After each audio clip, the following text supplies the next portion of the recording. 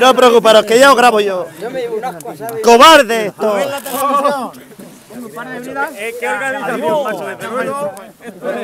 Nene, que te han salido pecado. Hombre, mira quién está aquí. ¿Quién? ¡Bigote! Oye, venga, chicos.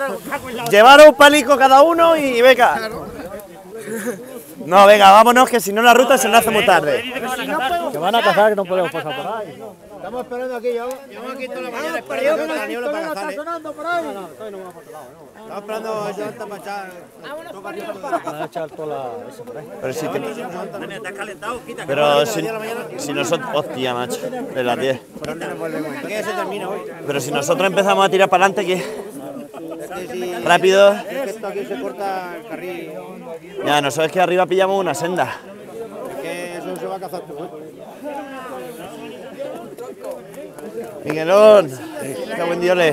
Vaya día que había cogido de frío. Es que no sé lo que dice. Van a cazar. Esto es lo mejor de toda la mañana. No, que esta gente quiere cazar. Más que el almuerzo. Sí, vámonos. Pero vamos, No pararé nada. Aquí nos bajamos.